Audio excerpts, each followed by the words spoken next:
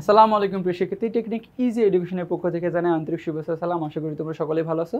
তো বাংলাদেশ ও বিশ্ব পরিচয় তোমাদের পাঠ্য বইয়ের আমাদের কি দেখো পাঠ্য বইয়ের তৃতীয় অধ্যায়ের আমরা হচ্ছে কি বহু নির্বাচনে আলোচনা করব। কি পাঠ্য বইয়ের বহু নির্বাচন এগুলো নিয়ে আমরা একটু আলোচনা করব আমাদের। তো আমাদের এক নম্বর এমসিকিউতে বলতেছে যে দেখো যে আমাদের এক নম্বর যে ইউরেনাসের উপগ্রহ কোনটি, কি যে ইউরেনাসের উপগ্রহ কোনটি, যে ইউরেনাসের উপগ্রহ হচ্ছে কি ক্যাপিটাস, নেরাইড, এরিয়েল নাকি গ্যানিমেড। আচ্ছা দেখো আমরা জানি যে কি আমাদের ইউরেনাসের উপগ্রহ হচ্ছে কি আমাদের এরিয়েল। কি এরিয়েল হচ্ছে আমাদের কি আমাদের হচ্ছে কি ইউরেনাসের উপগ্রহ। এরপরে আমাদের 2 নম্বর বলতেছে যে শনির বায়ুমণ্ডলে কোন গ্যাসগুলো মিশ্রণ রয়েছে। আমরা জানি যে শনির বায়ুমণ্ডলে দেখবা যে সবচেয়ে বেশি থাকে কি হাইড্রোজেন ও হিলিয়াম। কি থাকে সবচেয়ে বেশি থাকে হাইড্রোজেন ও হিলিয়াম থাকে। এই যে হাইড্রোজেন আর হচ্ছে কি হিলিয়াম বেশি থাকে। আর এই হাইড্রোজেন আর হিলিয়ামের পরিমাণ দেখবা যে কি আমাদের সূর্যের পরিমাণ, সূর্যেও আমাদের হাইড্রোজেন এবং হিলিয়াম রয়েছে। কি হাইড্রোজেন এবং হিলিয়াম রয়েছে, হাইড্রোজেন হিলিয়াম আর 1% কি থাকে, বাকি অন্য গ্যাস থাকে।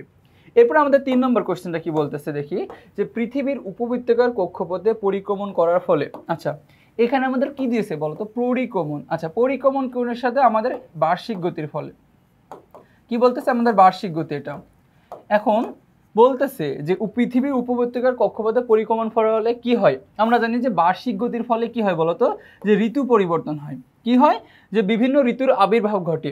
বার্ষিক গতির ফলে বিভিন্ন ঋতুর কি হয় আবির্ভাব ঘটে। এরপরে বলতেছে মাধ্যাকর্ষণ শক্তি হ্রাস ও বৃদ্ধি ঘটে। আচ্ছা মাধ্যাকর্ষণ শক্তি হ্রাস বৃদ্ধি এক্ষেত্রে তো ঘটার নাই।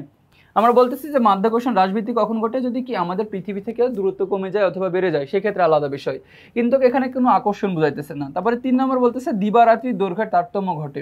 তো দেখবা যে পৃথিবী যখন উপবৃত্তাকার কক্ষপথে পরিক্রমণ করে, তো পরিক্রমণ করার ফলে কি যে এইভাবে হচ্ছে পৃথিবী উপবৃত্তাকার কক্ষপথে পরিক্রমণ করতেছে, এই যে এই পরিক্রমণের গতিটাকে আমরা বলছি বার্ষিক গতি। তো এই বার্ষিক গতির ফলে কি এই স্থানে মনে করো যে আমাদের দুইটা গোলার্ধ হচ্ছে, এই স্থানে যখন গ্রীষ্মকাল থাকতে এই স্থানে তখন কি শীতকাল থাকতেছে। তো শীতকাল থাকার কারণে দেখবো যে কি এর দৈর্ঘ্য হচ্ছে এর দিনের দৈর্ঘ্য কি কমে যাচ্ছে। তার আমরা বলছি কি দিবারাত্রির দৈর্ঘ্যের তারতম্য ঘটে। কি হবে দিবারাত্রির দৈর্ঘ্যের তারতম্য, তাহলে কি আমাদের 1 এবং 3 আনসার। এরপরে আমাদের একটা হচ্ছে উদ্দীপক আছে, উদ্দীপক অনুযায়ী 4 এবং 5 নম্বর প্রশ্নের উত্তর দিতে বলতেছে। দেখি আমরা। তো 4 নম্বর প্রশ্নটা বলতেছে যে অর্পিতা প্রতিদিন খুব ভোরে পড়তে বসে। কি খুব ভোরে পড়তে বসে। তারপরে বলতেছে একদিন সে লক্ষ্য করে পূর্ব দিকের আকাশে ভোরবেলাও একটি তারা দেখা যাচ্ছে। অর্পিতা বুঝতে পারে যে একটি গ্রহ দেখতে পাচ্ছে। আমরা জানি যে এই গ্রহটির নাম কি। তো আমরা জানি যে অর্পিতার দেখা গ্রহটি যে কি পূর্ব আকাশে পূর্ব দিকে ভোরবেলাতে পূর্ব দিকে দেখা যায়। এই যে এটা হচ্ছে আমাদের কি শুক্র গ্রহ। কি শুক্র গ্রহটি আমাদের দেখা যায়।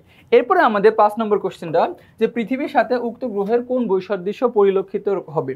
কি পৃথিবীর সাথে কোন গ্রহটির বৈশিষ্ট্য কি যে বৈসাদৃশ্য পরিলক্ষিত হবে। দেখো আমরা জানি যে পৃথিবীর সাথে উক্ত গ্রহের কোন বৈশিষ্ট্য, আমরা জানি যে গ্রহটির উপগ্রহ নেই। আমরা জানি যে শুক্রের কোনো কি নাই বলতো শুক্রের কোনো ধরনের কি নাই উপগ্রহ নেই। কি এই শুক্র গ্রহের কোনো উপগ্রহ নেই। তো দেখো এর মাধ্যমে আমাদের কি পাঠ্য বইয়ের হচ্ছে কি আমাদের এই যে এই 5টা এমসিকিউ ছিল আমরা সলভ করে ফেললাম। তো পরবর্তীতে তোমাদের আছে আরো কোনো একটা ক্লাসে দেখা হবে। ততক্ষণ পর্যন্ত তোমরা সুস্থ থাকো, ভালো থাকো। আসসালামু আলাইকুম।